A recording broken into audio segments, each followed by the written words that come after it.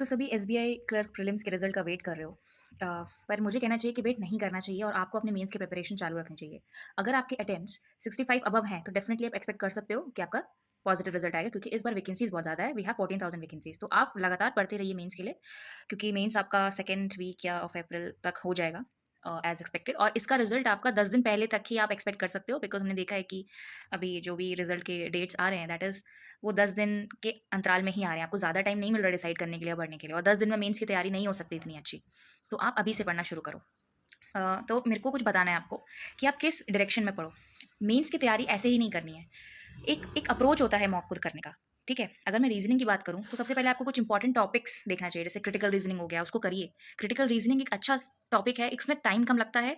भले ही आपको डर लगता हो कि हमारा सही होगा या नहीं होगा, उस चीज़ पहले आप पढ़िए, उसके कॉन्सेप्ट को समझिए। उसकी प्रैक्टिस जब तक नहीं करेंगे तब तक आपका एक्यूरेसी जो होगा वो इंप्रूव नहीं होगा। लेकिन critical reasoning is very scoring.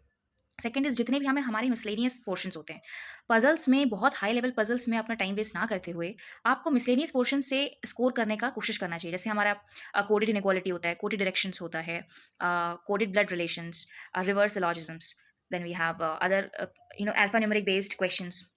Okay, data sufficiency है। तो हमारे बहुत सारे दूसरे एरियाज भी हैं जहाँ से हम मिनिमम टाइम में मैक्सिमम स्कोर कर सकते हैं, फिर भी हम पजल्स के पीछे भागते हुए अपना टाइम वेस्ट करते हैं। आपको जब भी आप मॉक दे रहे हो रीजनिंग का, तो पहले 10 या 15 मिनट्स तक तो आपको मिसलेनियस क्वेश्चंस को कवर करना चाहिए। अगर आपकी स्क्रीन में पजल आ रहा है पहले, तो उसको फॉर द टाइम बिंग आपको स्किप करना चाहिए। पहले आपको मिसलेनियस क्वेश्चंस करने चाहिए। लाइक जैसे मैंने बोला लॉग्स एंड ऑल, जो आपके रिवर्स, जो हाई लेवल, जो भी प्रीलिम्स में आपके मिसलेनियस पोर्शन होता है अपार्ट फ्रॉम पजल्स, उसी का हाई वर्जन या फिर कोडेड वर्जन आपको मेंस में मिलेगा। तो पहले उन क्वेश्चन को चेस करिए, उन क्वेश्चन की प्रैक्टिस पहले करिए। आप डेफिनेटली आपके स्कोर में इंक्रीमेंट होगा। जैसे आप मॉक दे रहे हो, आप रीजनिंग का सेक्शनल मॉक दे रहे हो लेट्स से, तो आपको जैसे जो क्वेश्चन आते जा रहे हैं वैसे वैसे आपको नहीं करना है। आपको जैसे लेट्स से आपको सबसे पहले स्क्रीन में एक पजल आ गया, भले आपको लग रहा हो कि मैं कर लूँगा इसको, लेकिन फिर भी फॉर द टाइम बिंग उसको स्किप करिए। जैसे मैंने बोला, पहले 10 से 15 मिनट्स में मिसलेनियस क्वेश्चंस जो कम टाइम टेकिंग है और इसमें आपका एक्यूरेसी रेट हाई है, उनको पहले अटेंड करिए और लास्ट के लिए पजल्स और सीटिंग अरेंजमेंट को रखिए। और एग्जामिनेशन में जाने से पहले एटलीस्ट आप तीनों सब्जेक्ट्स के 10-10 सेक्शनल मॉक, मेंस के सेक्शनल मॉक लगा दो। 10 रीजनिंग के मेंस सेक्शनल मॉक, 10 इंग्लिश के मेंस के सेक्शनल मॉक और 10 क्वांट्स के।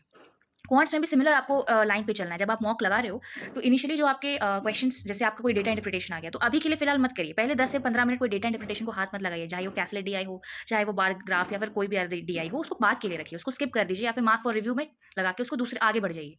आप अभी स्टार्टिंग में जो भी मिसलेनियस, जो भी आपका जैसे नंबर सीरीज बेस्ड क्वेश्चन है, क्वाड्रेटिक बेस्ड क्वेश्चन है, या फिर हाई लेवल सिंप्लीफिकेशन आने के चांसेस हैं एसबीआई क्लर्क मीन्स में। ओके, तो ऐसे क्वेश्चंस को पहले करिए, जो छोटे छोटे क्वेश्चन हैं, मतलब जो जो जल्दी होते हैं एज कम्पेयर टू डीआई, जिसमें सॉल्व करने में कम टाइम लगता है, पहले उन क्वेश्चंस को करिए। और इसके भी अच्छे खासे रेट में मॉक लगाइए, जितना हो सके मॉक लगाइए। आप जब तक मॉक नहीं लगाएंगे आपको एक एनालिसिस नहीं मिलेगा। हम मॉक को बहुत लाइटली ले लेते हैं, बहुत गलत बात है। जब तक आप मॉक नहीं लगाएंगे तो आपको एक प्रैक्टिस, आपके ब्रेन को नहीं पता कि आपको उस समय उस नर्वस सिचुएशन में कैसे डील करना है क्वेश्चंस के साथ। तो आपको अभी से अपने ब्रेन को ट्रेन करना है। As I always say in every video कि आपको अपने आप को ट्रेन करना है, सिमिलरली इसमें भी करना है। Then we have for the English. English में भी एक अप्रोच होता है, जैसे जो भी हमारे ईजियर क्वेश्चन है जिसमें करने में टाइम कम लगता है, like error detection based question हो गए, आपके फिलर बेस्ड क्वेश्चन हो गए, एंटोनिम्स, सिनोनिम्स एंड एडियम्स वगैरह। ऐसे वाले क्वेश्चन पहले करिए और आरसी को बाद के लिए रखिए। आरसी में अगर कोई एंटोनिम्स, सिनोनिम्स या फिर आपका जो फिलर बेस्ड क्वेश्चन है या एरर डिटेक्शन बेस्ड क्वेश्चन है, जो ग्रामेटिकल बेस्ड क्वेश्चन अगर आरसी में कोई है, तो डेफिनेटली आप उसको इनिशियली कर सकते हो।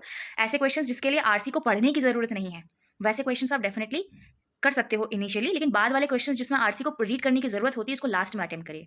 एक अप्रोच होता है कोई भी मॉक देने का, जैसे जैसे क्वेश्चन आ रहे वो क्वेश्चन हमें नहीं करना, ये बहुत गलत है। तो इसकी प्रैक्टिस कैसे करोगे आप? जब तक आप मॉक नहीं लगाओगे, इसकी प्रैक्टिस आपकी नहीं बनेगी। तो आप जितना हो सके मॉक लगाइए और अपने मॉक्स के थ्रू एक्सपेरिमेंटेशंस करिए। अपने को एनालाइज करिए कि मैं कौन से क्वेश्चंस में कम टाइम लगा रहा हूँ, कौन से क्वेश्चंस में ज़्यादा टाइम लगा रहा हूँ, मुझे कौन से क्वेश्चंस पहले करने चाहिए जिससे मेरा मैक्सिमम स्कोर आता है। तो ये प्रैक्टिस करना है ना आपको। आप सोचते हो कि आप बस लेक्चर्स देख के चले जाओगे, मॉक नहीं लगाओगे तो आपका सिलेक्शन हो जाएगा। नहीं, आपको प्रैक्टिस की ज़रूरत है, मॉक्स देने की ज़रूरत है। तो मैं यही आपको बताना चाहती थी कि एक प्रॉपर अप्रोच फॉलो करिए और सेक्शनल मॉक लगाइए। वीक में 2 बार मेंस के फुल मॉक लगाइए। आपकी इतनी अच्छी प्रैक्टिस हो जाएगी ना, आपका कॉन्फिडेंस यहाँ से यहाँ पहुँच जाएगा। ये बहुत ज़रूरी है आपको करने के लिए। ओके, सो ये डेफिनेटली इस चीज़ को आप करिए। मैंने बाकी भी और वीडियोज़ भी बनाए हैं कि कौन से टॉपिक्स इंपॉर्टेंट है, कैसे क्रैक करना चाहिए, उसको भी देखिए। आपको डेफिनेटली कुछ आइडिया लगेगा, बनेगा। अगर आप कोई मिस्टेक कर रहे थे अभी तक, आप उस मिस्टेक को नहीं करोगे। अपनी प्रिपरेशन स्ट्रैटेजी में एक सुधार लाइए, क्योंकि पढ़ते सब हैं, कुछ ही का सिलेक्शन क्यों होता है? क्योंकि उनकी स्ट्रैटेजी रहती है। तो आपको वही बनाना है स्ट्रैटेजी। तो मैंने बहुत सारे वीडियोज़ उसमें बनाए हैं, प्लीज़ उसको देखिए। और अपनी गलतियाँ सुधारिए, एक सही डायरेक्शन में पढ़िए।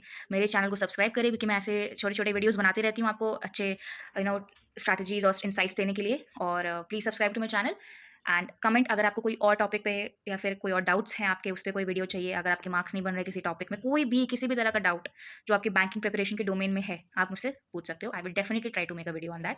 Thank you so much for watching this video. Keep preparing, wait मत करिए। और क्योंकि मेंस की प्रिपरेशन कभी भी बर्बाद नहीं होगी। ऐसा नहीं यार मैं करूँ ना करूँ मेरा होगा नहीं। अरे कोई न कभी तो होगा ना, तब के लिए तो आप प्रिपेयर कर लोगे ना। तो ये चीज़ ध्यान में रखिए, पढ़िए। होगा ना होगा वो बात की बात है, बट अभी अपनी प्रिपरेशन आप पूरी रखिए ताकि बाद में आपको पछताना ना पड़े। Thank you so much. Do subscribe to my channel and comment down your views on this. Tell me. I will definitely reply on each of your comment. Thank you so much.